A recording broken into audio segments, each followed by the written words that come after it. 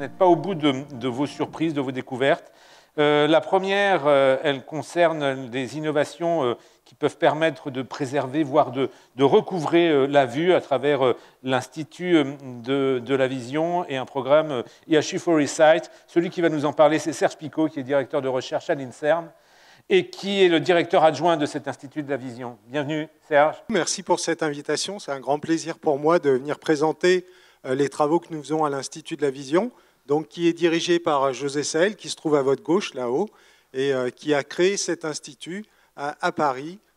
Et on fête nos 10 ans. Donc, pour célébrer ces 10 ans, on a eu la chance d'obtenir le label IHU, c'est-à-dire Institut Hospitalo-Universitaire, qui regroupe l'Institut de la Vision et le Centre hospitalier national d'ophtalmologie des 15-20, donc pour essayer de créer finalement l'hôpital de demain en ophtalmologie et en vision. Alors nos objectifs, le premier c'est de comprendre la vision. On est aussi des chercheurs académiques qui essayons de faire de la recherche fondamentale, mais c'est aussi de comprendre en fait les processus physiopathologiques des pathologies, développer des modèles, développer des stratégies thérapeutiques, et même on essaye de faire revoir des patients aveugles. Alors tout ça, ça ne peut se faire que si on a des bonnes méthodes diagnostiques, et donc une grande partie du travail a été aussi de développer des méthodes diagnostiques innovantes pour voir par exemple les photorécepteurs au fond d'œil avec des techniques qui nous viennent de l'astronomie. Et puis je vais vous présenter aussi un autre exemple.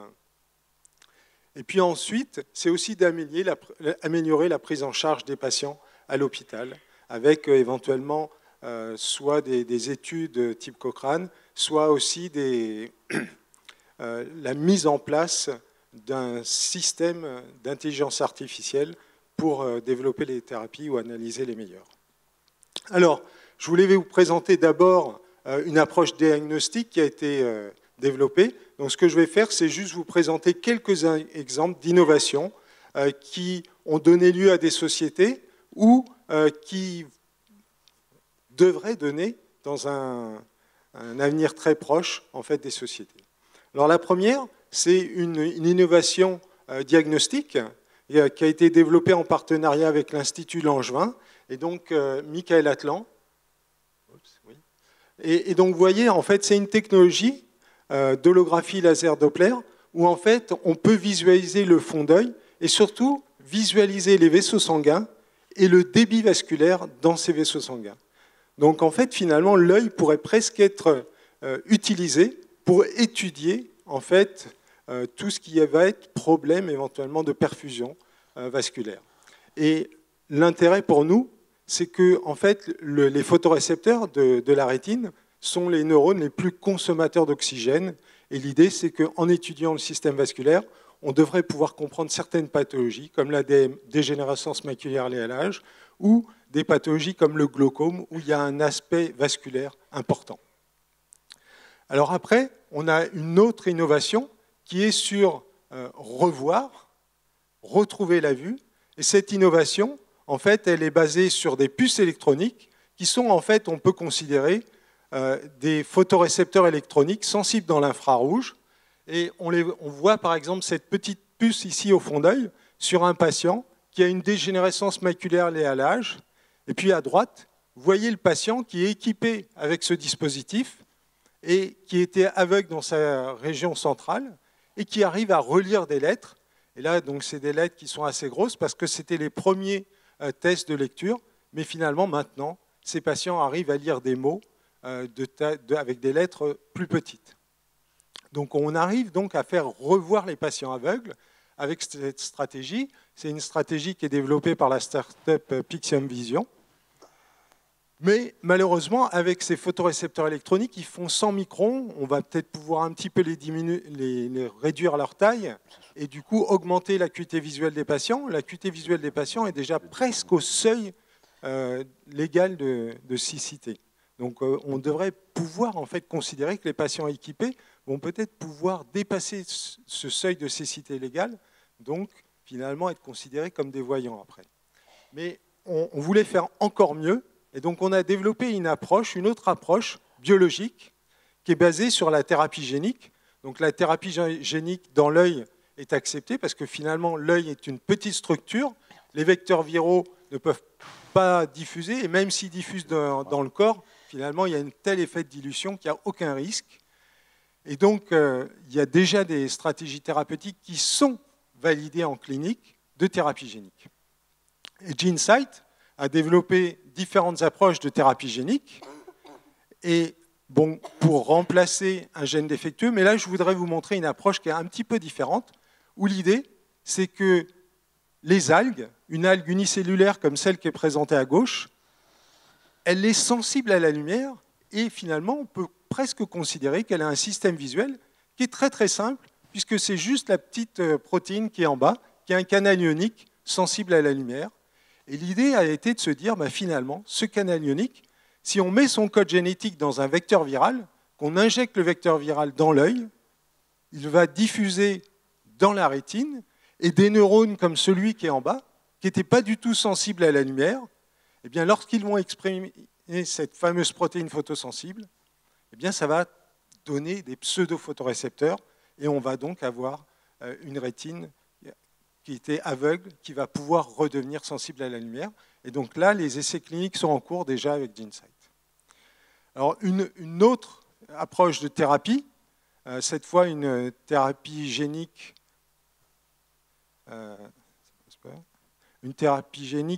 où l'idée est basée sur le fait que, donc c'est un travail qui a été initié par José Saël il y a déjà de longues années, où en fait, on s'est rendu compte qu'il y avait un lien, un peu que j'ai tendance à comparer au lien qui peut unir un couple, où en fait, lorsque l'un disparaît, finalement, l'autre va mourir. Et c'est un peu ce qui se passe chez les photorécepteurs. Lorsque les bâtonnets disparaissent, les cônes disparaissent aussi. Et donc, le travail de José Saël a été de trouver en fait un facteur trophique qu'il a appelé RDCVF avec Thierry Leveillard. Et l'idée, c'est de finalement, si on peut réintroduire ce facteur trophique, est-ce que ça ne pourrait pas avoir un effet leurre comme une photo? Bon, c'est un peu pour vous montrer, c'est un peu grossier, mais l'idée est là, c'est finalement qu'on va réapporter ce facteur trophique et on va permettre de faire survivre les cônes qui permettent la vision diurne et la vision des couleurs. Une autre technologie, pour toutes ces approches, en particulier de restauration visuelle, il nous fallait stimuler les cellules avec le bon stimulus. Donc il nous fallait modéliser la rétine. Et donc en fait, on a eu la chance de travailler avec Christophe Posch et Riyad Benosman sur des caméras événementielles qui sont maintenant développées par la startup Prophecy. Et ce que vous voyez, c'est qu'en fait, ces caméras, elles ne mesurent que ce qui change dans l'image. Ce qui fait qu'elles peuvent fonctionner à la microseconde. Il n'y a pas de notion d'horloge dans ces caméras. Tous les pixels sont complètement indépendants.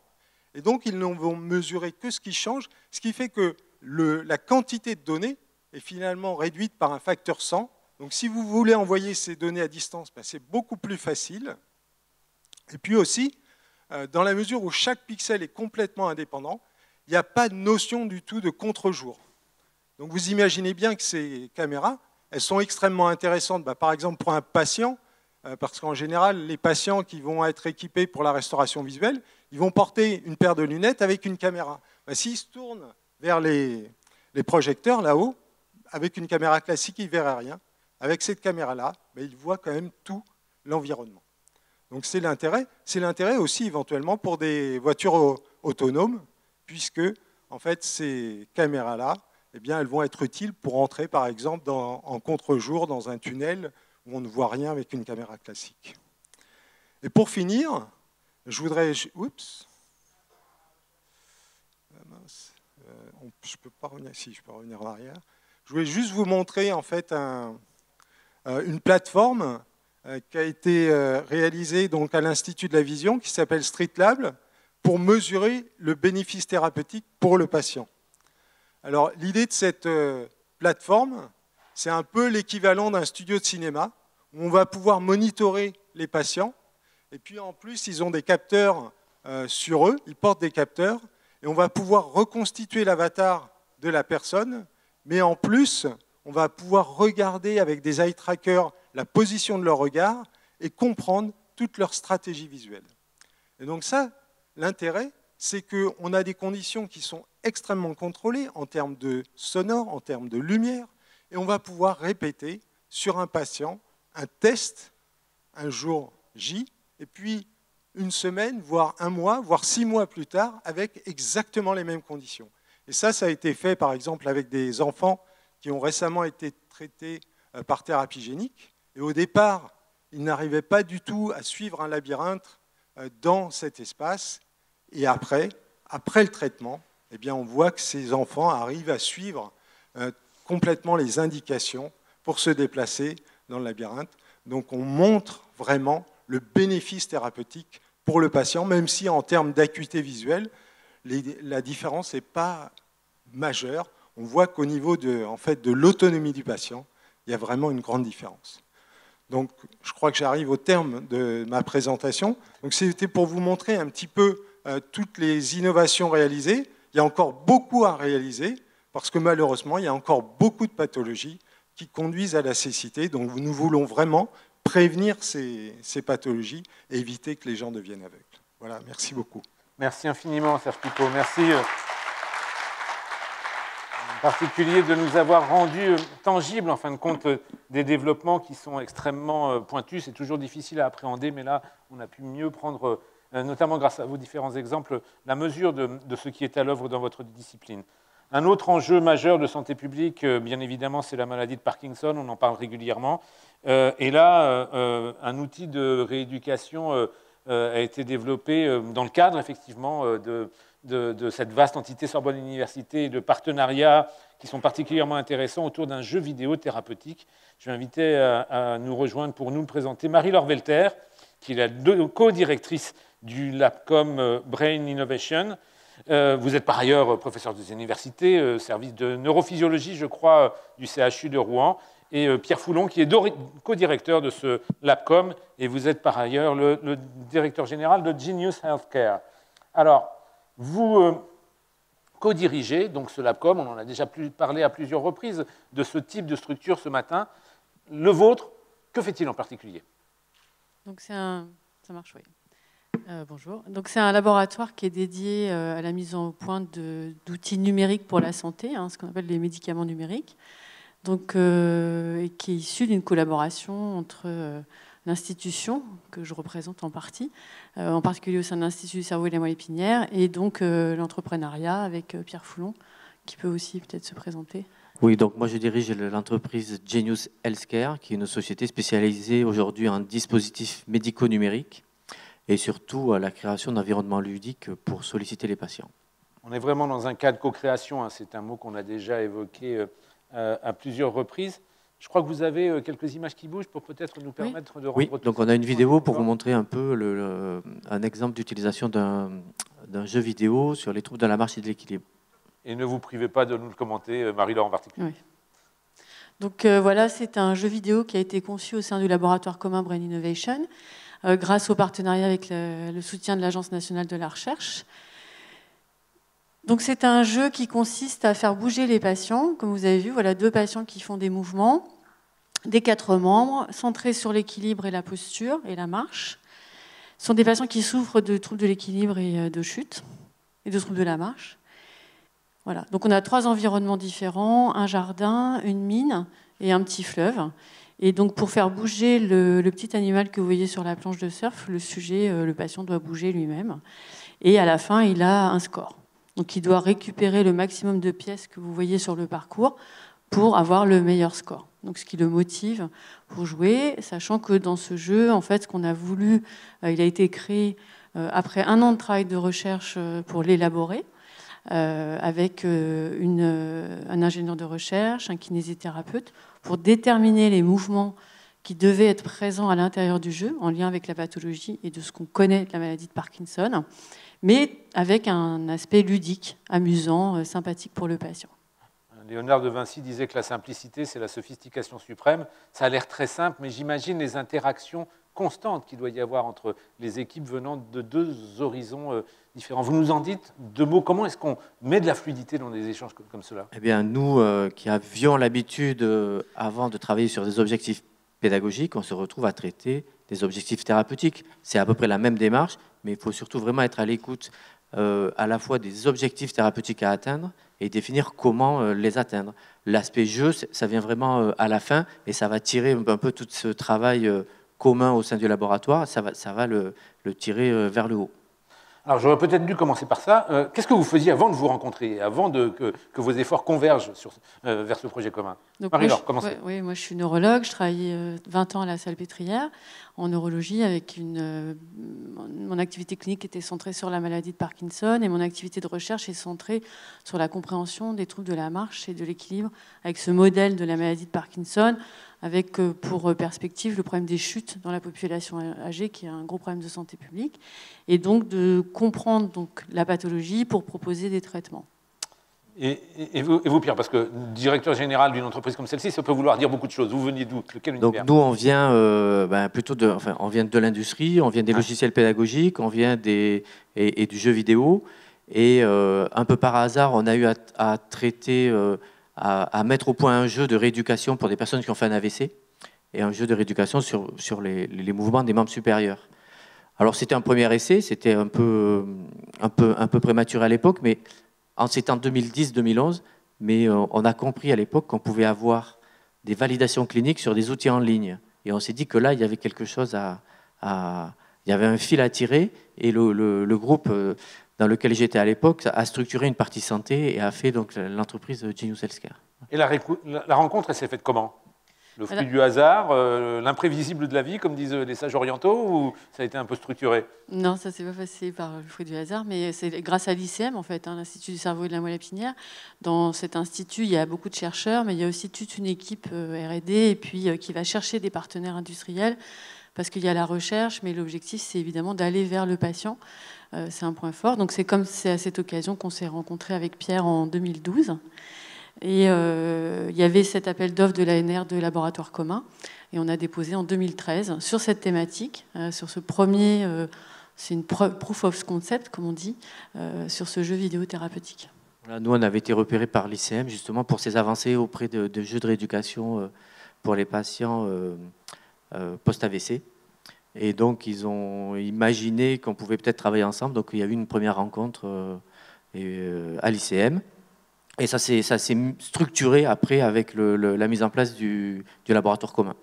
Première rencontre où vous avez fait quelque chose de particulier, parce que voilà, les journalistes, on aime bien les anecdotes. Je crois que vous avez fait le surfeur. Oui, j'ai expliqué à Marie-Laure qu'il ne fallait pas avoir peur des aspects ludiques et qu'il fallait imaginer que ces patients, même s'ils chutaient, il fallait les imaginer en train de faire du surf sur un surf virtuel, et que ce qui était intéressant, c'était justement les mettre dans un aspect ludique, et qu'on pouvait leur demander de faire beaucoup de mouvements, y compris très, très élaborés. Voilà. Le surf, ça crée du lien, c'est pas moi qui vous dirai le contraire. Pardon, de cette incise tout à fait personnelle. Aujourd'hui, vous en êtes où de ce développement, de ce partenariat? Donc, concernant le jeu, alors d'abord, on a le laboratoire commun, on a eu ces 3 années de l'ANR et on a consolidé là cette année. On a à peu près une douzaine de personnes qui travaillent avec nous dans le laboratoire et à peu près plus de 10 projets en cours qui sont centrés toujours sur les maladies neurologiques et psychiatriques. Et aujourd'hui, nous, dès qu'on avance une fois qu'on a fait toute la partie études cliniques, la partie réglementaire, la partie études médico-économiques, on a une plateforme qui s'appelle curapi.com qui diffuse les jeux que nous mettons au point. Aujourd'hui, on a à peu près 4000 patients qui utilisent cette plateforme et 1000 professionnels de santé. C'est encore au stade expérimental. On est en train de se structurer pour aller là, déployer cette plateforme en Europe et dans le monde. On imagine que le jeu a sensiblement, voire beaucoup évolué depuis les débuts. Vous nous faites le pitch, le résumé très rapidement, Pierre? Oui, le jeu a beaucoup évolué. On passe par une phase de prototype et après on va renforcer tous les aspects graphiques et ludiques. Et on va vraiment, en gardant toujours toutes les exigences cliniques, scientifiques, éthiques, réglementaires, on va quand même réussir à en faire un jeu pour aller dans le commerce. Et puis, voilà, ce qui nous intéresse, c'est le déploiement. Et Marie-Laure, sur les phases clés, des tests, les validations avec les patients? Donc, on travaille comme avec un médicament, en fait. C'est un médicament numérique. Bon. Donc, on va commencer par une étude pilote avec 10 patients. C'est ce que je disais, la proof of concept. L'objectif, d'abord, c'était de voir comment ces malades en situation de handicap assez sévère pouvaient prendre en main l'outil. Parce que c'est vrai que c'est un jeu, c'est un peu nouveau, ça peut être un peu challenging pour le patient. et savoir l'adapter à la difficulté du malade. Là, on est dans une phase de validation de l'efficacité. On a une étude en cours et l'année prochaine, on va rentrer dans une phase de projet sur l'aspect médico-économique. Quel est l'intérêt pour la société que les patients ils utilisent ce jeu? Alors, quand on se rapproche comme ça et qu'on vient d'univers différents, il y a toujours un équilibre du pouvoir à trouver. Comment est-ce que vous gérez ça? Qui a le dessus? Si quelqu'un a le dessus, je voudrais bien savoir comment ça se passe. Et puis peut-être, comment est-ce que vous gérez plus sérieusement? Comment est-ce que vous trouvez votre équilibre entre vous deux? En fait, on est les deux hémisphères du même cerveau. Il y a le côté plus, on va dire, rationnel, cartésien, on va dire, scientifique, et puis le côté vraiment créatif, ludique. Donc c'est la rencontre de ces deux univers qui étaient quand même assez différents. Finalement, avec Pierre, on s'est très bien entendu. C'était quand même une chance. C'était pas du tout évident parce qu'on se connaissait pas. Et on a chacun des objectifs. On a le même objectif et finalement avec des compétences différentes. Et on est tout à fait d'accord. Il y a une vraie relation de confiance entre nous et ça se passe très bien.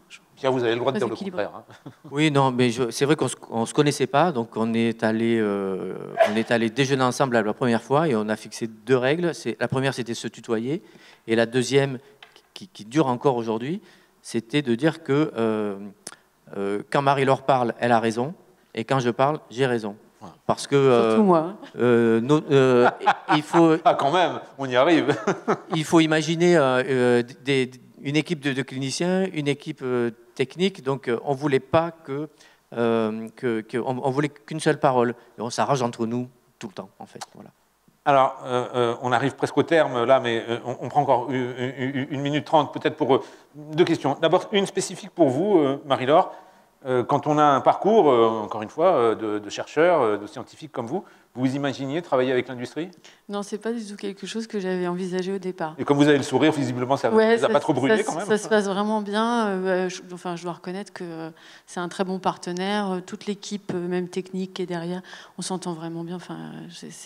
Et puis de voir finalement la réflexion qu'on a, de pouvoir mettre en œuvre de façon réelle et concrète auprès du malade, de façon assez directe, c'est très satisfaisant quand on est un médecin. Et vous, Pierre, par rapport aux a priori que vous pouviez avoir comme tout un écoutez, nous, on se retrouve à l'hôpital avec les patients, avec l'ensemble des professionnels de santé, avec une approche un peu différente, mais on va chercher par une approche un peu différente, mais pour apporter des solutions nouvelles. La dernière question, c'est devenu une sorte de classique de cette journée. Ça peut susciter des vocations, effectivement, parmi les personnes qui vous écoutent, des 2 univers, de l'entreprise d'un côté, de la recherche de l'autre. Si vous aviez un conseil, peut-être une clé de réussite à partager, l'une et l'un. Je crois qu'il ne faut pas avoir froid aux yeux, il faut y aller, quoi. Si on a une idée, il faut trouver le bon partenaire, bien sûr, mais il faut s'autoriser à faire des choses. Nous, quand on a commencé, il y avait quelques réticences, et en fait, aujourd'hui, on est allé assez loin. Et Pierre? Je pense qu'il y a un champ illimité de choses à faire.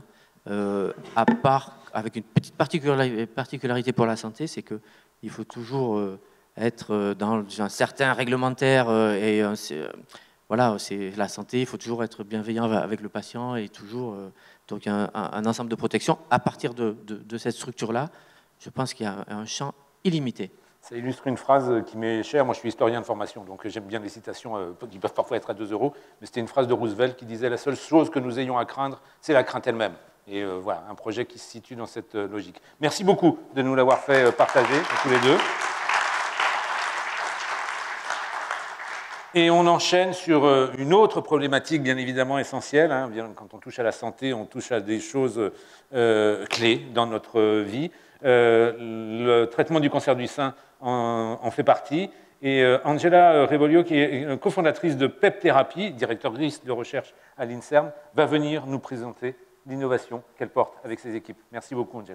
J'aimerais remercier à Sorbonne Université de m'avoir donné l'opportunité de venir aujourd'hui vous raconter mon expérience à la création d'une petite société qui est PEP Thérapie.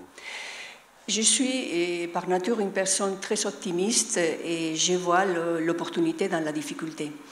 Et en 2015, j'ai eu l'opportunité de créer une société qui s'appelle PEP Thérapie, en étant consciente de toutes les difficultés que ça entraîne, une petite société qui travaille dans la biomédecine, nouveaux traitements.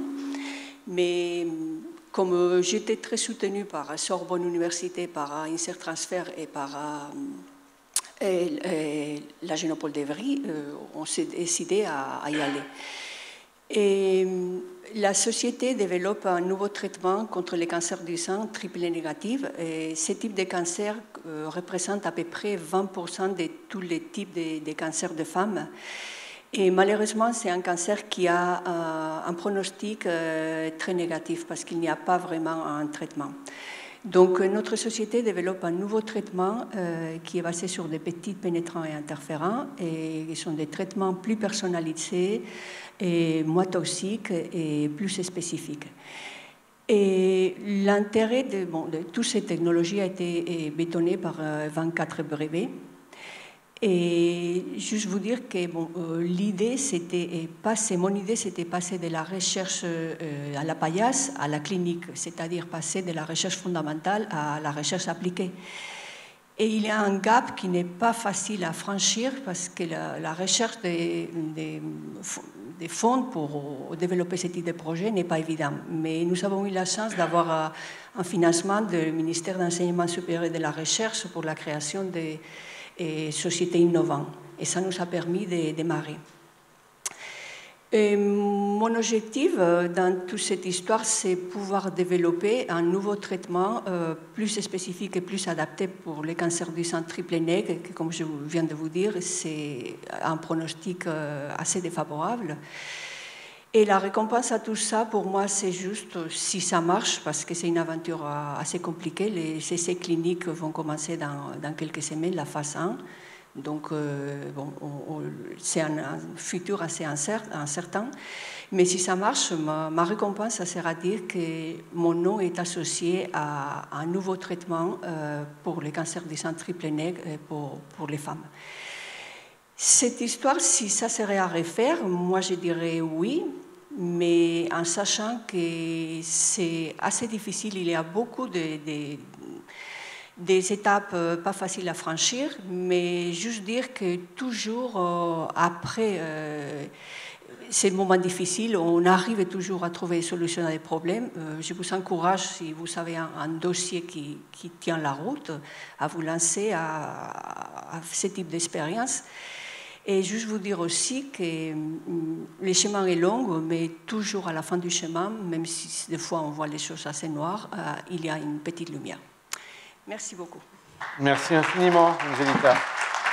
À la fois pour la présentation de votre projet et puis pour ce message. Voilà, on est particulièrement sensible parce que c'est vrai qu'on touche là à des sujets compliqués tout au long de cette deuxième moitié de l'après-midi. On reviendra vers vous pour la séance de questions-réponses au terme de cette séquence. On va parler maintenant, bien évidemment, du chemin qui permet de passer de la recherche à parfois des applications concrètes, des solutions qui peuvent arriver sur le marché. Ça passe bien évidemment par le brevet, ça passe par la création de start-up. Et David Plassman, qui est directeur du laboratoire d'immunologie, immunopathologie, va nous expliquer comment ça peut trouver son application dans le domaine de l'immunothérapie. Voilà, je suis immunologiste, médecin, enseignant-chercheur. Mon domaine, c'est l'immunologie translationnelle. C'est-à-dire que j'aime autant étudier les mécanismes fondamentaux de la réponse immunitaire qu'à partir de ces découvertes, développer des traitements que j'aime amener jusqu'au lit du malade et la réalisation d'essais thérapeutiques. Alors évidemment, si on est un bon immunologiste translationnel, j'espère l'être, on est nécessairement amené à faire des découvertes, à innover, et des découvertes qui seront brevetables et valorisables. Donc, je pense que c'est mon cas. Et j'aurais pu choisir aujourd'hui de vous présenter ma dernière invention géniale, un traitement révolutionnaire des pathologies auto-immunes, et voilà, vous faire découvrir les perspectives de ce traitement. En fait, j'ai préféré vous faire part de mon expérience, finalement, ma longue expérience d'immunologie translationnelle et de valorisation, qui se déroule sur presque 4 décennies. À partir de trois petites histoires. Alors, la première, c'est le début des années 80. J'ai eu la chance de m'occuper du premier patient qui avait un sida diagnostiqué, de faire son bilan immunologique. Et ça m'a amené, avec d'autres, à co-découvrir le virus du sida. Et en tant que co-découvreur et chercheur dans le domaine, j'ai été amené à être mentionné comme inventeur dans plusieurs brevets. Alors à cette époque-là, le brevet, c'était quelque chose de tout à fait inconnu pour moi. Je n'avais jamais entendu parler, je ne savais pas comment ça se rédigeait. Et il se trouve que les travaux qu'on réalisait étant faits à l'Institut Pasteur, bien que toujours étant Sorbonne Université, enfin Pierre et Marie Curie à l'époque, c'est l'Institut Pasteur qui était chargé d'écrire et de déposer ses brevets. Bon, on ne s'en souciait pas vraiment, mais tout d'un coup, j'ai commencé à recevoir dans la boîte aux lettres des documents avec des enveloppes qui faisaient référence à l'Office des brevets canadiens, l'Office des brevets américains, etc. Et on me demandait, par exemple, de céder tous mes droits au Canada pour $1 canadien. Alors je ne savais pas si c'était un brevet, mais ça me semblait pas beaucoup, $1 canadien. Donc je me suis dit, il faut que je demande conseil. Alors à qui? À mon université, puisque je veux dire, c'est mon employeur. Et donc en 83 ou 4, j'ai cherché à rentrer en contact avec la personne responsable du département de valorisation de cette grande université Pierre et Marie Curie, avec des mathématiciens, des physiciens, des biologistes, donc probablement beaucoup de valorisation. Et bien à cette époque, il n'y avait pas de département de valorisation, et j'ai dû rencontrer un des vice-présidents qui m'a fait part de son incapacité à répondre à ma question, mais qu'il allait s'en occuper. Voilà, donc c'était il y a 40 ans, donc le temps a passé, mais il y a 40 ans, il n'y avait pas de valorisation véritablement discutée dans les grandes universités françaises. Je ne pense pas que c'était l'apanage de la nôtre. Avec cette expérience, j'ai aussi appris quand même, après, faut pas que j'oublie de vous dire ça, que dans le fond, passer un brevet, c'est intéressant, et que ça a des répercussions financières assez importantes, en tout cas quand ce sont des bons brevets, si je puis dire, et je ne l'ai pas oublié. Alors la deuxième expérience, elle est presque une décennie plus tard, avec mon collègue Jean-Louis Sazman, l'ancien président d'université lui aussi après, on était en train de développer des thérapies géniques pour le cancer. Et c'était en 93, c'était le tout début de la thérapie génique, et on avait le projet de développer un essai thérapeutique dans le domaine du cancer. Et pour ça, il nous fallait trouver des sommes d'argent relativement importantes qu'on ne pouvait pas obtenir. En fait, on s'est très rapidement rendu compte qu'on ne pouvait pas obtenir à travers les différents appels d'offres publics auxquels on a l'habitude de répondre. Et il est très vite apparu que la seule possibilité de continuer de développer ce projet, c'était en fait de créer une start-up. Alors on est en 93, c'est pas vraiment encore dans l'air du temps.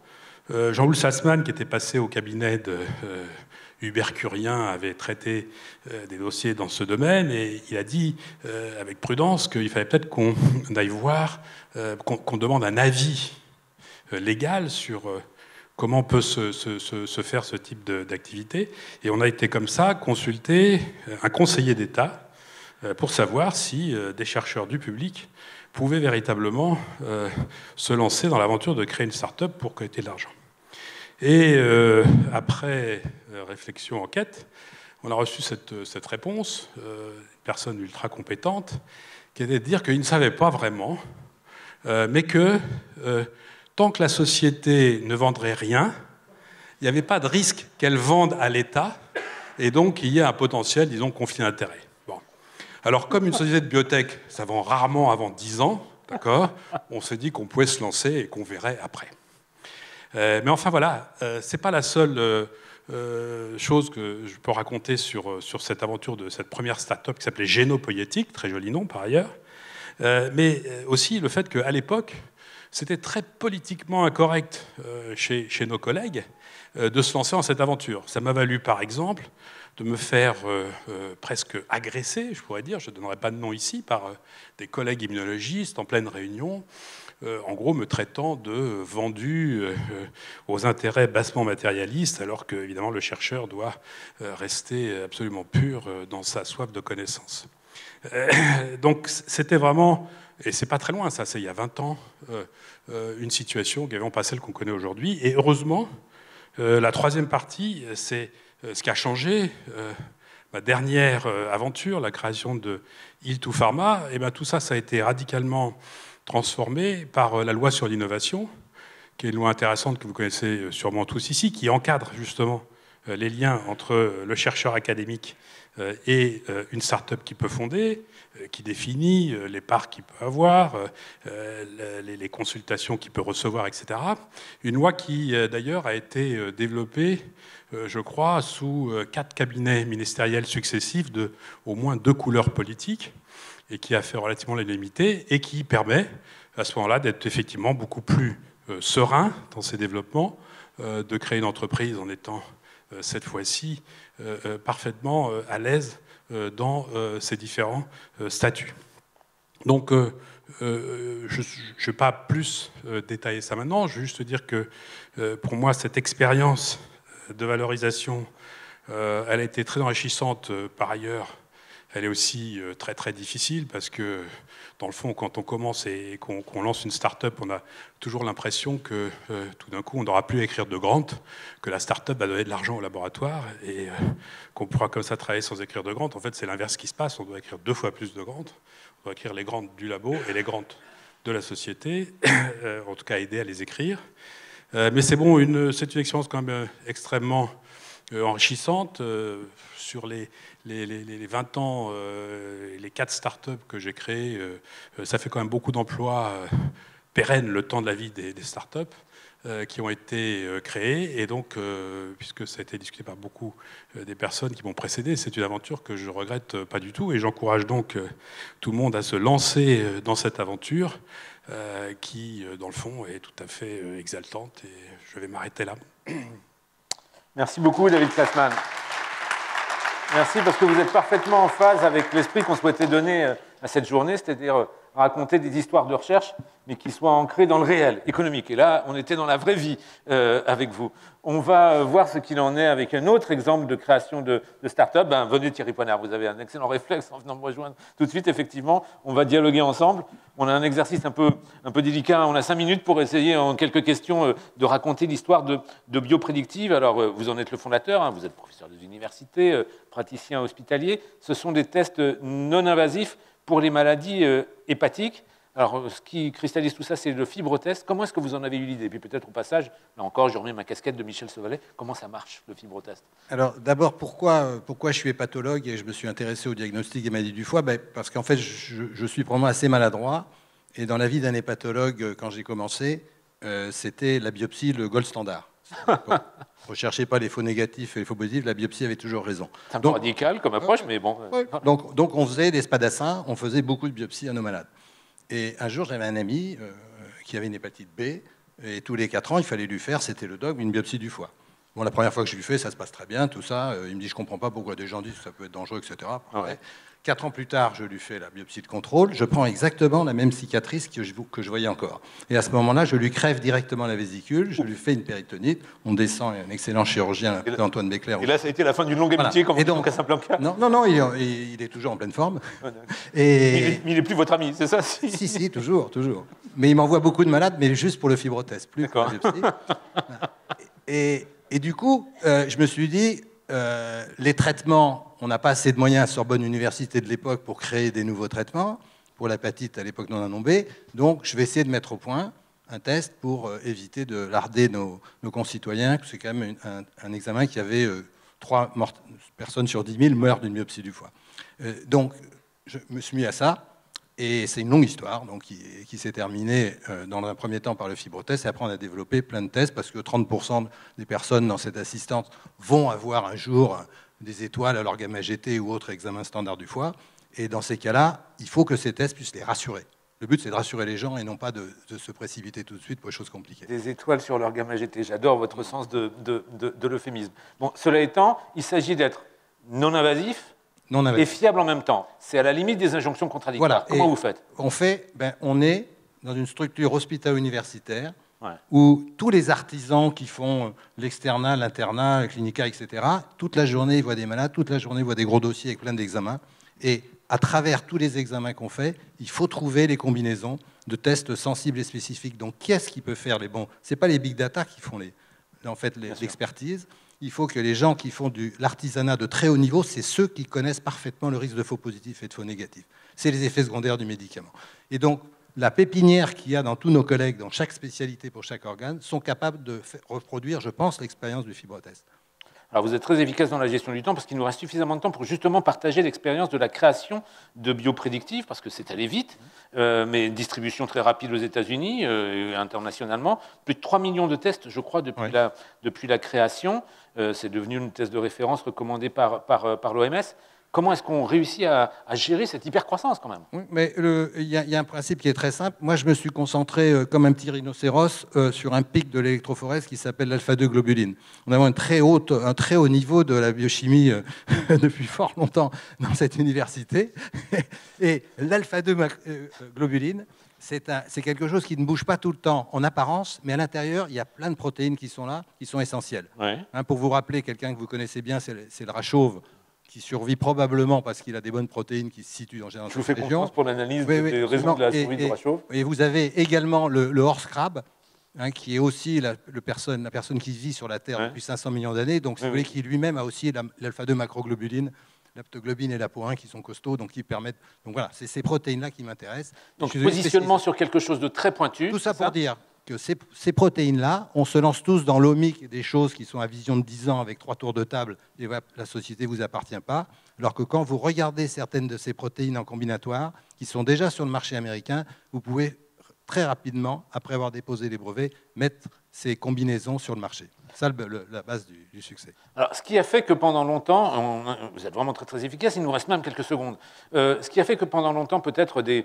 chercheurs avaient quelques hésitations au fait de franchir le pas, c'était de se dire qu'ils allaient se retrouver tout seuls sur une terra incognita pour eux. Qu'est-ce que vous avez à nous dire sur la qualité de l'écosystème d'accompagnement? On en a déjà parlé à plusieurs reprises. Quand on est porteur de projet. L'accompagnement, moi, j'y suis arrivé juste au bon moment. Comme le disait tout à l'heure David, je suis arrivé au moment où M. Allègre, après de nombreux ministères, a fini par sortir la loi. Et moi, je suis enfin un des premiers à avoir profité du système de la loi Allègre. Donc voilà. Et puis, ce que je répète, c'est le vivier actuel. Il est parfaitement adapté, si vous voulez, au développement de diagnostic. Parce que tous les médecins hospitaux universitaires peuvent développer du diagnostic sans pratiquement aucun investissement, mais beaucoup de travail. Si ça ne suscite pas des vocations, je ne sais pas ce qui va pouvoir le faire. Merci beaucoup Thierry Poinard. Et merci à toutes et tous parce que franchement, quelle mine d'or, quelle richesse que celle de nos échanges depuis ce matin. On va aborder une autre problématique. C'est une innovation majeure au service de la greffe. On va retourner vers l'univers marin. C'est Thierry tout à l'heure qui faisait une allusion à une de vos solutions, une de vos applications qui concernait une algue. Là, c'est un ver marin qui est au cœur de la success story d'Emarina. C'est Franck Zal, qui est le directeur scientifique et le fondateur, le PDG d'Emarina, qui va venir nous en parler. Bonjour Franck, bienvenue. Alors, Emarina, c'est une entreprise qui a été couronnée, start-up de l'année, excusez du peu, l'an passé, en 2018. Je le fais très court, mais à la manière d'un profane. Vous m'arrêtez si je dis n'importe quoi, ce qui m'arrive assez régulièrement. Vous développez un substitut sanguin à partir d'un ver marin, le ver arénicole. Est-ce que vous pourriez nous faire le pitch de votre projet? Comment est-ce que vous envisagez de changer la vie des patients qui vont pouvoir bénéficier des solutions que vous développez? Alors déjà, merci pour cette invitation. Donc, en fait, moi, j'ai été dans cette université. Alors, pas Pierre et Marie Curie, Sorbonne Université maintenant. Et en fait, j'ai fait un DEA d'océanographie. Je suis à la station biologique de Roscoff et je m'intéressais en fait à l'écophysiologie marine, essayer de comprendre comment des vers marins colonisent des milieux extrêmes. J'avais 2 environnements, les sources hydrothermales profondes, où j'ai eu la chance de plonger en fait au fond du Pacifique. Et en fait, il me fallait un organisme de référence qui était l'arénicole, le ver, le buzuc, comme on l'appelle chez nous en Bretagne.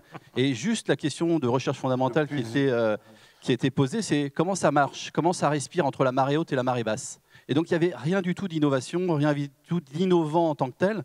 Et puis finalement, en travaillant sur le pigment respiratoire de cet animal, ce qu'on a trouvé, en fait, c'est l'ancêtre de nos globules rouges, qui était une hémoglobine extracellulaire avec toutes les caractéristiques très très semblables à l'hémoglobine humaine, mais sans les contraintes en fait, du typage sanguin, sans les contraintes de l'encapsulation.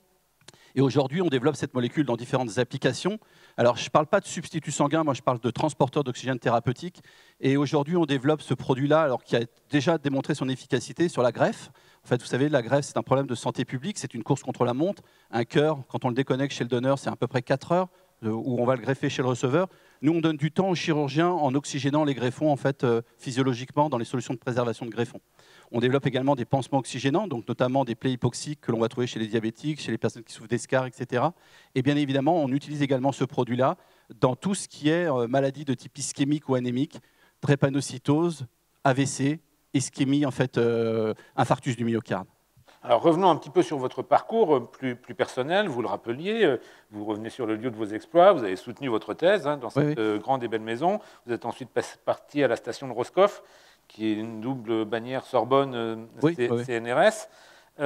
Comment est-ce qu'ensuite, petit à petit, vous avez glissé du domaine de la recherche pure, parce que ça reste un projet de chercheur, Marina, vers une expérience d'entrepreneur? Et comment est-ce que vous avez aussi vaincu un certain nombre de réticences? On se connaît un petit peu. Je crois que même dans le monde des enseignants-chercheurs, tout le monde n'a pas cru tout de suite à votre projet, on va dire. Non, mais je pense qu'on a on a raconté pas mal de choses ici avec les deux intervenants d'avant. Mais en fait, donc, ça a commencé en fait dans un samedi matin. Je me fais inviter dans un congrès de médecins. Donc moi, j'étais biologiste marin. Je me retrouve dans un hôpital parisien pour parler de mon pigment respiratoire. Et je me dis, soit ils m'ont invité pour faire le prélude en fait, ou faire en fait, amuser en fait, les médecins de l'amphi, soit j'étais invité comme un con dans un dîner de cons. Et finalement, c'est un petit déjeuner de cons, mais ça revient au même. À la fin de mon intervention, je vois des médecins descendre et ils me disent, mais c'est pas possible, on cherche ça depuis plus de 40 ans. Et moi, naïvement, je dis, bah ouais, puis il y en a plein sur les plages. Et donc, en fait, je retourne en fait à mon laboratoire. Le Busuc en Bretagne, on connaît, oui, effectivement. Oui. Et puis là, on me dit, ah non, toi, tu es un chercheur de recherche fondamentale, toi, tu fais ta thèse, puisque j'étais encore doctorant à cette époque-là, et puis après, on le donnera à un industriel. En fait, il y avait deux mondes, le monde de la recherche fondamentale et le monde de l'industrie. Et là, je pense qu'on m'avait planté la graine de la frustration. Donc je pars. Ne frustrez pas Franck Zal, si j'ai un conseil à vous donner. Je pars en fait comme tous les doctorants en postdoc, et puis finalement je reviens en fait, j'intègre le CNRS.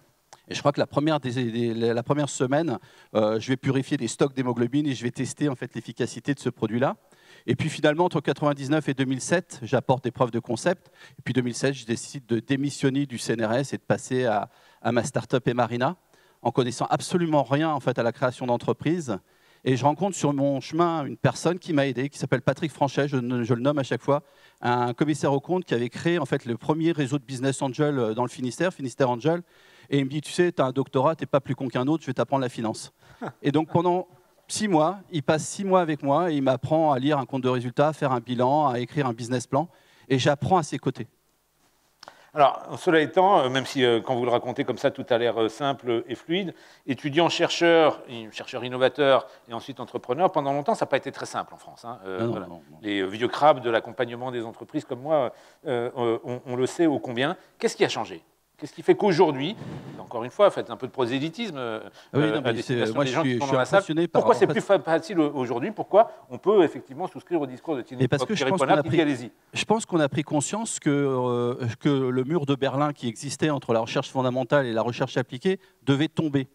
Et donc ce monde où en fait les chercheurs, et je l'ai entendu tout à l'heure, un chercheur en blouse blanche qui est loi blanche, qui doit faire uniquement faire de la connaissance, apporter de la connaissance, ne devait pas travailler avec la recherche appliquée, ça je pense que c'est tombé. Et je pense que j'ai entendu aussi ici qu'il n'existait pas avant de cellules de valorisation. Maintenant tout ça, je pense que c'est entré en fait dans les mœurs. Je me souviens en fait des dernières commissions AERS que j'ai passées quand j'étais au CNRS. On me disait surtout tu ne parles pas de tes brevets, parce que c'est pas très très bien. Et donc aujourd'hui, bien évidemment, les brevets sont mis en avant comme des publications, etc. Donc je pense que tout ça, c'est un peu derrière nous. Je pense qu'il y a encore un peu de travail à faire, mais c'est quand même derrière nous. Et comment est-ce que vous avez géré, je me permets cette petite incise, un facteur qui est en particulier dans la culture française, vous savez, la culture française, c'est la culture du ça ne marchera jamais. Il y a quand même de l'incrédulité. Il y en a déjà eu dans votre milieu, des enseignants-chercheurs au départ. Pour ne rien vous cacher, j'espère que vous ne m'en voudrez pas et que ça ne remettra pas en cause l'amitié qui nous lie. Quand j'ai lu le descriptif du projet, je me suis dit, c'est pas possible. Donc j'imagine ne pas avoir été le seul. Comment est-ce que vous avez surmonté ça? Je me souviens, la première ANR que j'ai déposée, c'était trop beau pour être vrai. Et donc, bon, ça fait 12 ans qu'on est là et on développe. Mais ça, c'est normal, en fait. Dans chaque innovation de rupture, ça passe par 3 phases. La première phase, on vous prend pour un abruti. Vous êtes un abruti de service, mais tu vas soigner des gens avec un ver marin. Et vous imaginez en fait la différence entre médecine et ver marin sur la plage. Donc, pendant 4 ans, on est un abruti de service, mais il faut tenir. En plus, ça vient de Bretagne, donc c'est voilà. Plus Ensuite, en fait, c'est dangereux. Ça devient dangereux parce qu'il s'accroche, il va vraiment nous envoyer du sang d'arénicole dans la circulation sanguine. Mais c'est super dangereux. Et donc ça, c'est l'ANSM, toute la réglementation. Quand j'allais voir la NSM, je leur disais, bah voilà, je vais faire ça avec la rénicole. Et ils me disent, mais on n'a pas de formulaire pour la rénicole. Je dis, bah non, bah on va l'écrire ensemble. Donc 4 ans, c'était dangereux. Puis maintenant, les gens viennent me dire, mais j'y avais pensé avant toi. Et donc, en fait, voilà, c'est vraiment le stade. En fait, c'est très confraternel, hein, finalement, voilà, comme milieu. Et je pense que tous ceux qui ont fait de l'innovation de rupture passent par ces 3 phases. Alors, un point important, quand on veut, comme ça, mener un projet innovant dans la durée, c'est que les cycles de développement sont longs, tout particulièrement. Ça ne correspond pas tout à fait aux temporalités, qu'elles soient administratives, financières. Ça suppose d'avoir une gestion assez fine de tout ça, notamment quand il y a, j'imagine qu'ils sont nombreux, des mécanismes de certification, d'autorisation, bien évidemment, à franchir. Vous en êtes où? Et puis, voilà, hors antenne, on s'est vu récemment, vous m'avez raconté justement comment, à quel point, y compris dans la gestion de trésorerie, dans la gestion des fonds que vous pouvez lever, vous avez une approche très très fine de tout ça. Oui, bien sûr, il faut piloter, hein, c'est une entreprise, ça se pilote, je dirais, c'est comme vous, hein, vous avez un compte en banque, vous ne dépensez pas plus que vous avez, sinon vous êtes à découvert. Ne me lancez pas sur ce genre de sujet. Donc en fait, on gère une entreprise en bon père de famille, sans flamber, en faisant chaque euro, c'est pour faire une expérience, etc. Après, vous avez parlé de réglementation, c'est exactement ça. Quand j'ai vu le logiciel, là, je me dis, tiens, c'est un dispositif médical. Donc en fait, moi, j'ai connu 4 réglementations différentes pour le même produit depuis 2007. Donc à chaque fois, il faut s'adapter. Et aujourd'hui, en fait, moi, je lance un appel, parce qu'en fait, j'en ai discuté pas mal avec des politiques. Aujourd'hui, il y a un problème majeur sur les dispositifs médicaux. Et ceux qui développent des dispositifs médicaux dans la salle le savent, c'est qu'il y a eu une nouvelle réglementation qui s'appelle la MDR. Alors, je ne vais pas faire de la technique, mais c'est quelque chose qui demande en fait que tous les dispositifs médicaux qui sont aujourd'hui utilisés en fait, au niveau européen doivent être recertifiés. En 2012, il y avait 87 organismes notifiés qui permettaient de donner cette certification. Aujourd'hui, ils ne sont que 4, avec aucun organisme notifié en France. Donc vous imaginez le goulot d'étranglement qu'il y a au niveau en fait, de ces marquages, en fait, ce qu'on appelle les marquages CE, pour ces dispositifs médicaux. Très concrètement, pour une activité comme la vôtre, vous me l'avez dit récemment, ça veut dire un allongement de délai de quelle proportion? Et bien là, aujourd'hui, ça fait, en fait, quand tout est fini, en fait, nous, ça va faire maintenant 24 mois qu'on attend un marquage CE alors que les audits de certification sont passés, les dossiers ont été validés, on attend juste un petit numéro pour mettre sur une boîte pour pouvoir vendre notre produit. Il faut mieux ne pas avoir cramé les fonds qu'on a levés trop vite pour parvenir à tout ça. Ouais. Et malgré tout, pas de fléchissement dans votre détermination. Ah non, pas de fléchissement. Donc je pense que, et on a parlé tout à l'heure, en fait, il faut rien lâcher, il faut continuer, croire à son projet. Je pense que quand on lâche, on perd, donc on rate, etc. Donc aujourd'hui, je m'accroche, on avance, on est extrêmement sollicité par le domaine financier, par l'industrie qui veut nous racheter, par des IPO potentiels. Donc aujourd'hui, on est vraiment dans le trend en fait, de la croissance d'une société comme la nôtre. Et si j'avais en tout cas un conseil à donner, parce que moi j'ai été en fait aussi dans cette université, c'est en fait de ne pas avoir peur de se lancer. Je crois qu'on l'a dit tout à l'heure. Mais on ne le dit jamais assez. Donc ouais, mais voilà, donc c'est n'ayez pas peur. De toute façon, vous risquez rien. Aujourd'hui, en fait, en plus, il y a des lois sur l'innovation. Si vous ratez, vous y retournez. Donc il n'y a aucun risque d'essayer. Vous savez, ma philosophie à moi, c'est que sur le chemin de la vie, donc on ne choisit pas son destin, mais on choisit les chemins qui y mènent. Et finalement, dans cette salle, c'est un message positif, on va tous mourir à la fin. Donc finalement, de rater par rapport à « on va tous mourir », on risque pas grand-chose d'essayer. Ça me fait penser à une autre, je vous avais promis des citations à 2 €. Churchill définissait ainsi la réussite, c'est d'aller d'échec en échec sans perdre son enthousiasme. Exactement. Donc voilà, à partir de là, tout est possible. Voilà. Merci mon cher Franck. Plaisir de vous retrouver, Tadio. On enchaîne, je vous avais promis qu'on serait dans la vraie vie avec des projets passionnants et des personnalités tout aussi passionnantes. On va découvrir l'un des points forts, bien évidemment, de cette journée, c'est la manière dont on peut organiser la rencontre entre des laboratoires et le monde de l'entreprise. Eh bien, Guillaume Morel, qui dirige l'Institut Tremplin Carnot, et Stéphane Bett, le directeur général de Spinegard, vont venir nous raconter comment ça s'est passé autour de leur MedTech. Avant tout, peut-être une question pour vous, pour commencer, Guillaume Morel. L'Institut Tremplin Carnot Interface, en fin de compte, pourquoi est-ce que vous avez monté ça ? Pourquoi on a monté Carnot Interface? Alors, il faut comprendre que Carnot Interface est quelque chose qui appartient à un dispositif national qui est le dispositif Carnot et dont l'objectif est de renforcer la recherche partenariale entre les laboratoires publics de recherche et les entreprises.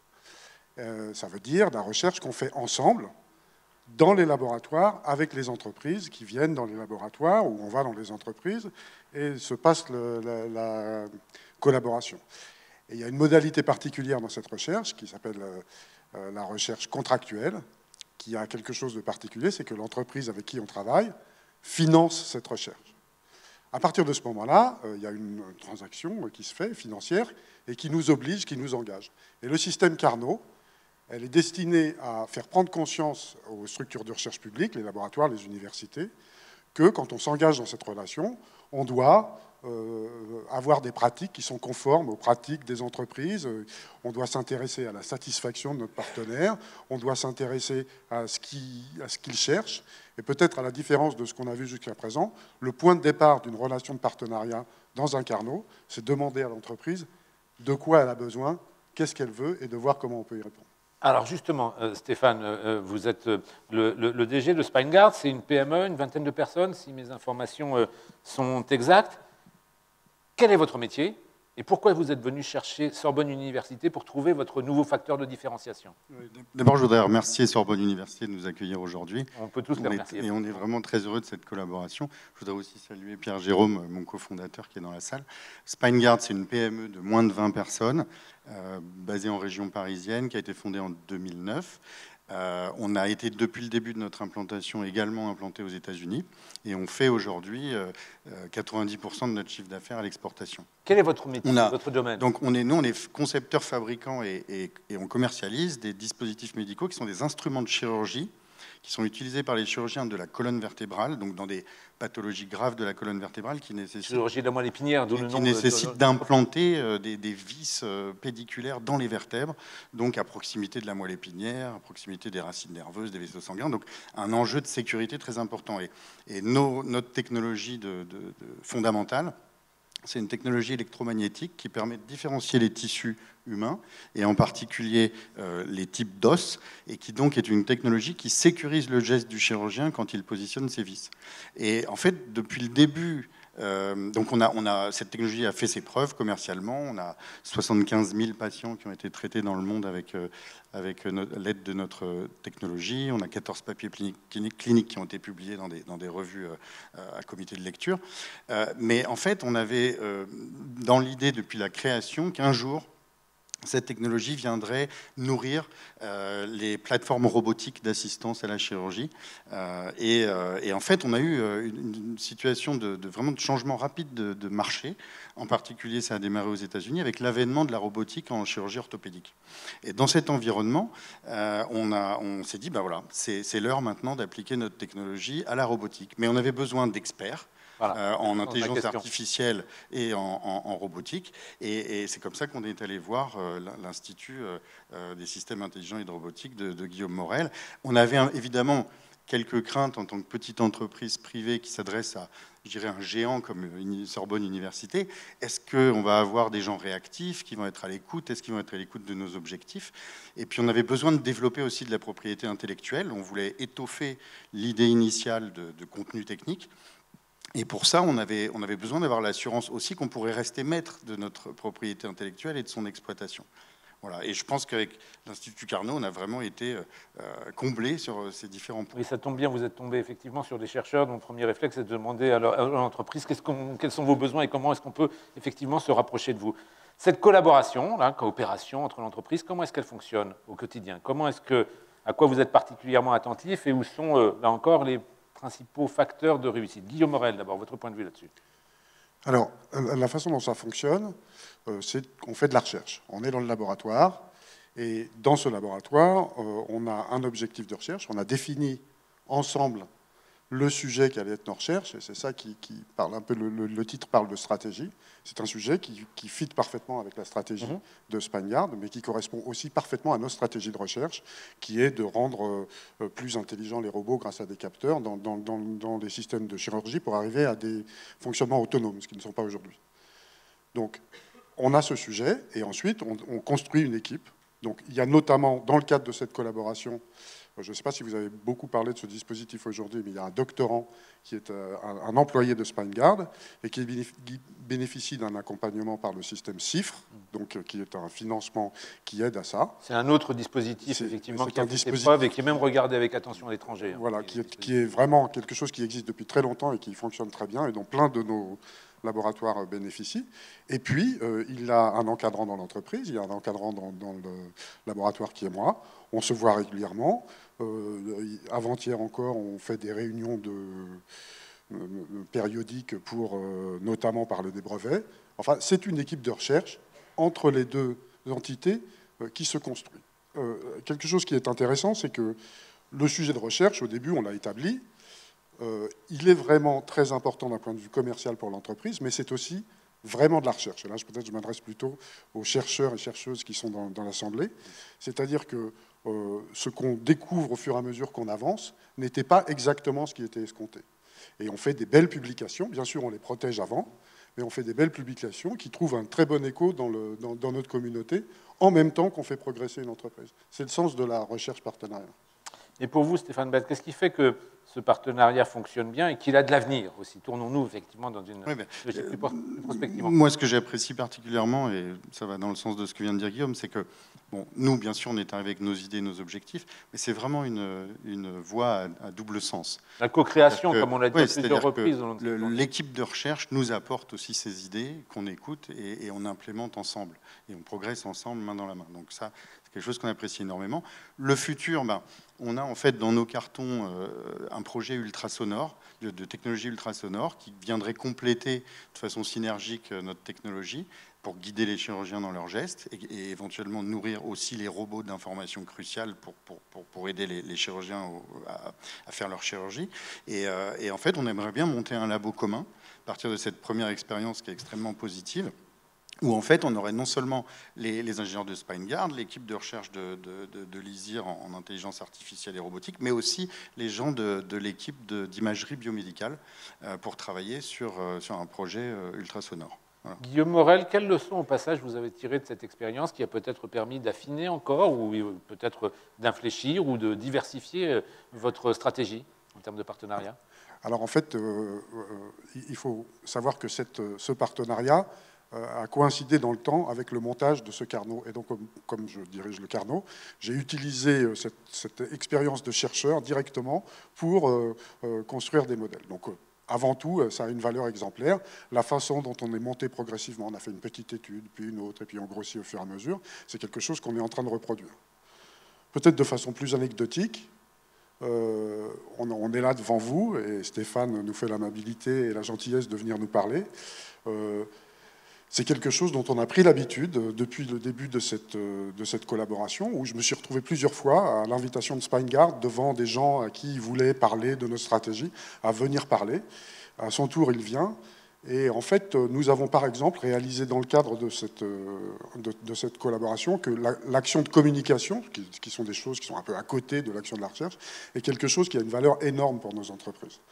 Les entreprises ont besoin, par exemple SpineGuard qui est coté en bourse, a besoin de raconter ce qu'elle fait, pourquoi elle est avec Sorbonne, pourquoi sa stratégie, pourquoi c'est avec la nôtre.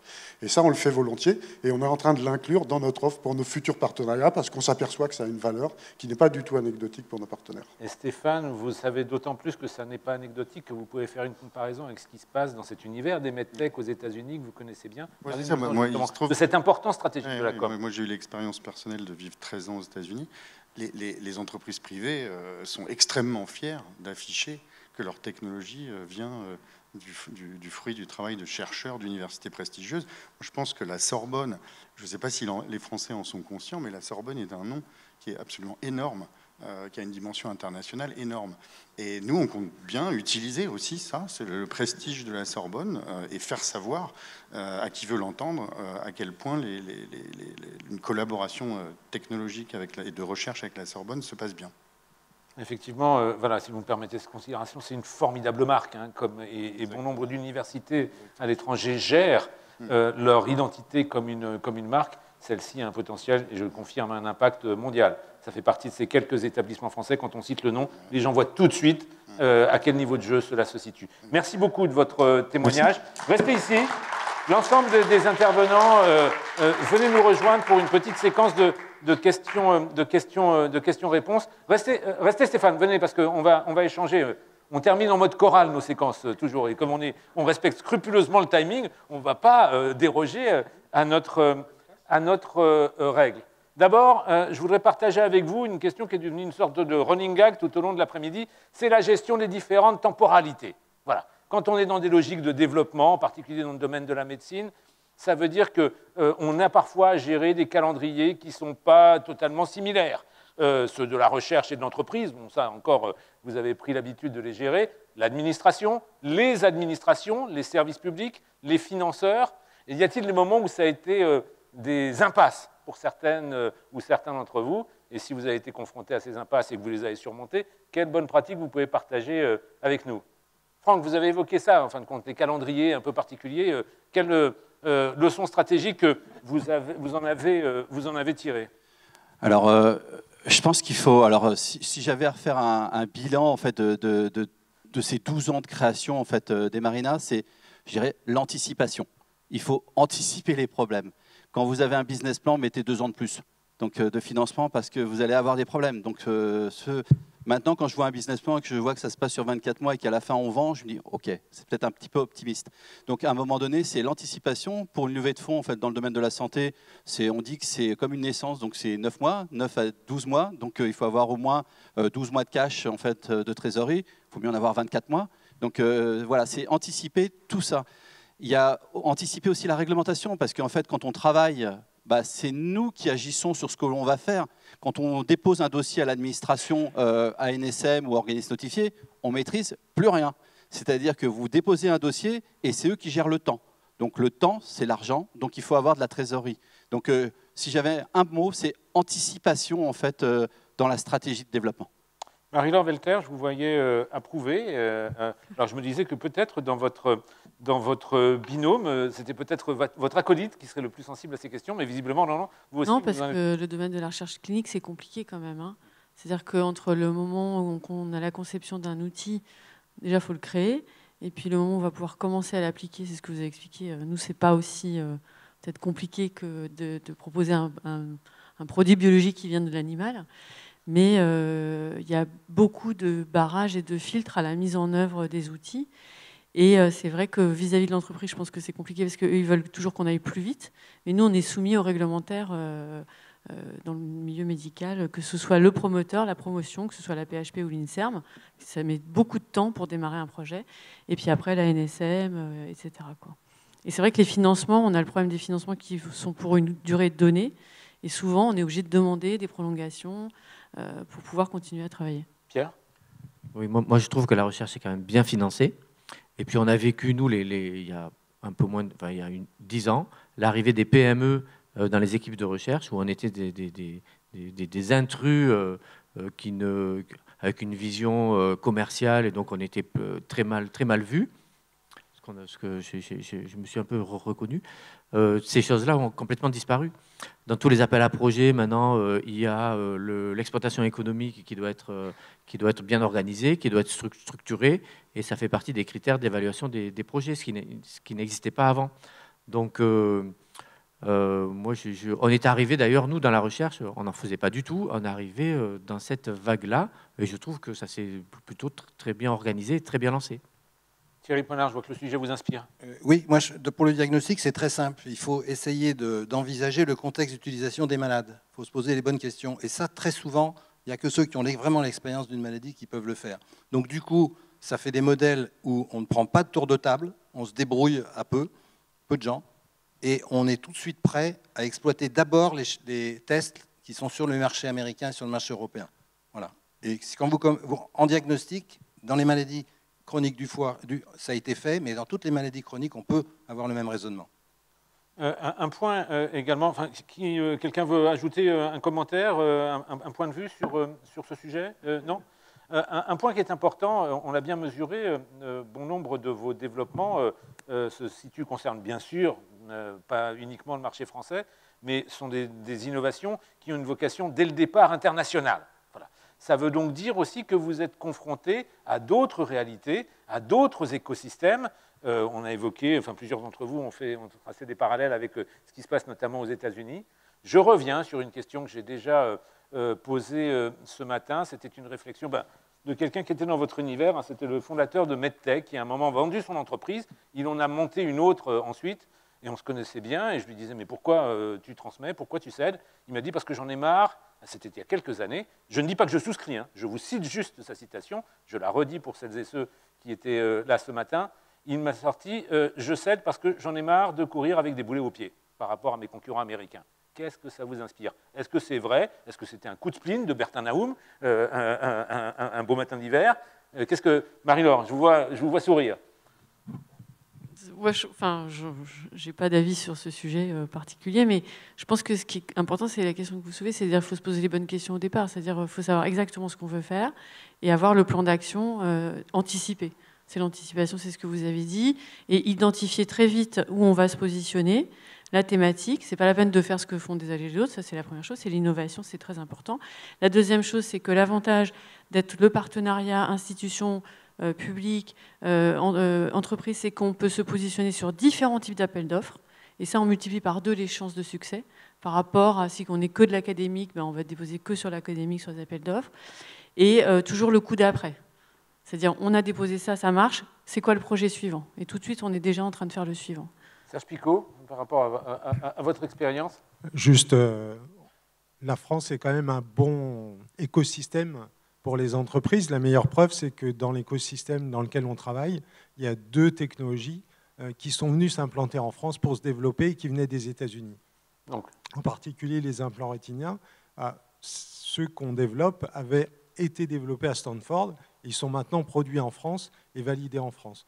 Donc il y a des choses qui vont venir en France. La difficulté, c'est peut-être d'arriver à financer à la hauteur des entreprises américaines, parce que souvent on arrive à faire le premier pas, et les entreprises, la difficulté, c'est le deuxième pas pour vraiment arriver à faire l'international. Oui, on dit souvent que la différence se fait effectivement à la deuxième et surtout la troisième levée de fonds, celle de l'accélération par rapport à d'autres écosystèmes. Je voudrais avoir votre point de vue. Guillaume Morel, je vois que le sujet vous inspire.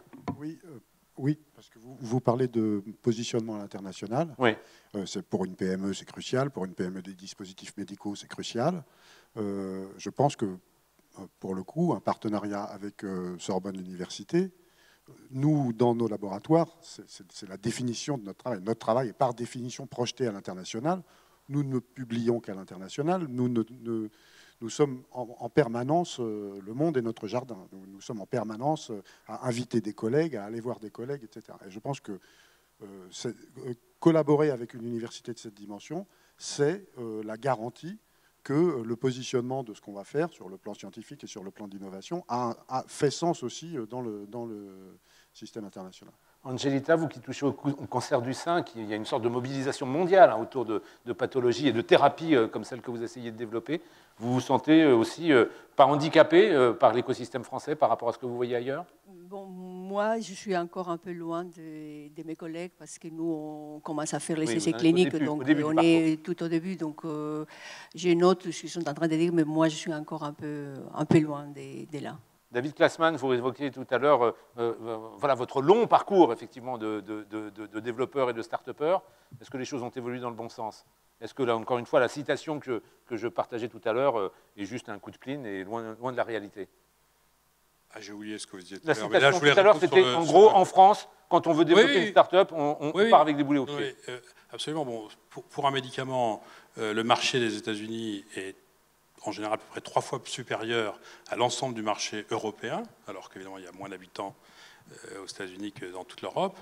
Et les capacités de financement aux États-Unis sont, alors là, c'est pas 3 fois, c'est 10 fois supérieur. D'ailleurs, on voit quand on regarde les introductions en bourse des sociétés, ce qu'ils font quand ils introduisent sur Euronext ou d'autres de ces bourses-là, et quand ils passent aux États-Unis. Donc c'est clair que c'est un enjeu absolument considérable. Stéphane, vous qui avez effectivement cette double expérience. Oui, moi je rejoins un petit peu ce qui a été dit. Je pense qu'il y a une phase de développement en France des sociétés où la capacité à lever des fonds est quand même limitée. Je pense en même temps que le cocktail qu'a bien décrit monsieur tout à l'heure, en tout cas pour le device, pour le dispositif médical, le cocktail entre quand même des économies de santé qui sont assez économes, avec des prix bas et des contraintes réglementaires énormes. C'est quand même un cocktail difficile en France et en Europe. Donc moi, je pense aussi qu'il ne faut pas forcément hésiter à aller sur le marché américain. La FDA, qui est peut-être quelque chose qui fait peur aux Européens et aux Français, en fait, c'est énormément amélioré dans la décennie qui vient de s'écouler. Et donc je pense que c'est assez coûteux, mais avec un plan bien ficelé et un financement, on peut réussir aux États-Unis. Alors, vous évoquiez effectivement l'économie de la santé. Voilà, un journaliste est là aussi pour mettre les pieds dans le plat. On sait très bien qu'il y a beaucoup de choses qui bougent autour du financement de l'univers de la santé en France. Est-ce que vous avez l'impression qu'il y a des vents contraires qui se dressent face à vos projets en raison, encore une fois, des choix politiques et budgétaires qui sont réalisés, menés dans ce pays? Bon, la nouvelle loi qui est en train d'être, qui a été publiée le fin juillet et dont on attend encore quelques décrets, va quand même changer beaucoup de choses, notamment avec le télésoin, etc. Une nouvelle vision de la santé. Bon, moi, on est dans le numérique et il y avait un choix à faire à une certaine époque, c'était de voir avec les acteurs qui sont présents sur le marché et qui contrôlent le marché, c'est-à-dire les grandes pharmas. Moi, j'en ai vu plein. J'ai signé des accords de confidentialité en veux-tu en voilà. Il ne s'est jamais rien passé.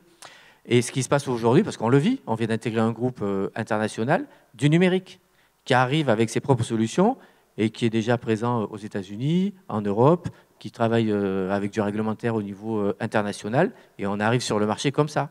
Et on va se retrouver, au lieu d'être finalement ensemble pour apporter des solutions communes aux patients identiques, on va se retrouver quasiment en confrontation. Thierry Poinard, un commentaire sur ce que je... Oui, moi, il y a quelque chose qui peut faire évoluer. Moi, je parle que ce que je connais, c'est le diagnostic à partir des hôpitaux universitaires. Et je pense que ce qu'il faut faire évoluer, c'est... Moi, quand je suis arrivé ici à la rue Cuvier en 1967, c'était à peu près ici où on faisait les premières autopsies de rats. En fait, ce qui a changé, c'est la loi Allègre, en fait, qui a permis, mais c'était la succession du vieux Debré qui avait fait les 3 missions enseignement, recherche et soins. Et le problème, c'est que maintenant, il y a une nouvelle race qui arrive sur le marché, qui sont toujours pour certains assez combatifs, c'est les pérenniums, c'est-à-dire c'est les vieux grisonnants, il y en a quelques-uns qui se dessinent dans la salle, et qui continuent à... C'est vrai, mais ça commence quand même. Hein. N'abordez pas ce problématique de la couleur des cheveux en ma présence, si vous le voulez bien, Thierry. Non, mais justement, voilà. C'est marrant. Et donc il faut conserver l'esprit de Debré, peut-être pas pour le soin du malade, parce que pour les chirurgiens, c'est dangereux, mais pour faire toujours le bon dialogue entre l'assistance publique et l'université. Donc il faut absolument que ceux qui partent après les célèbres 65 ans ou 69 ans, ils puissent continuer, parce que par exemple, nous, 90% de nos brevets sont fondés sur les malades et ressort aux malades. Évidemment, si on n'était pas dans une université, rien ne marcherait non plus, parce qu'il n'y aurait aucun vivier intellectuel. Donc on a besoin des deux. Et moi, j'ai toujours voulu que mes brevets soient reversés, alors je ne sais pas comment ça se passe entre eux, mais reversés, comme la loi Allègre le dit, entre 50% AP et 50% université. Mais il faut continuer ça après qu'on ne soit plus dépendant du... Parce que c'est l'université qui paye le PUPH et plus l'assistance publique. Donc il y a des problèmes d'exploitation des futurs brevets et des créations là-dessus. Donc c'est tout à fait technique, mais il y aura de plus en plus de cas comme ça, et il faut simplement continuer l'esprit. Ça marche comme ça, il faut continuer comme ça. La toute dernière question que je voudrais vous poser, elle est dans un registre peut-être un peu plus personnel. Une des choses que j'admire... Bravo, quel réflexe. Une des choses que j'admire beaucoup chez des chercheurs et entrepreneurs tels que vous, c'est votre capacité à ne pas vous essouffler. Alors que les temps sont épouvantablement longs, beaucoup plus que dans la plupart des autres secteurs d'activité. Comment on tient la distance? Voilà. Comment est-ce qu'on réussit à ne pas se dire à certains moments, trop long, je retourne dans mon labo, je ne gère pas effectivement le meilleur ou le pire des deux mondes. Marie-Laure, je vous sens très, très inspirée sur ce sujet. C'est les patients, en fait. Hein. C'est la confrontation avec les malades. Ça nous tient, en fait, c'est eux qui nous poussent aussi. Hein. Il y a l'envie de savoir, l'envie de découverte, mais c'est quand même... on est avec eux, quoi. Donc, c'est un vrai moteur. Il s'agit vraiment de changer la vie dans votre domaine. Merci beaucoup. On termine effectivement sur les patients, l'utilité publique.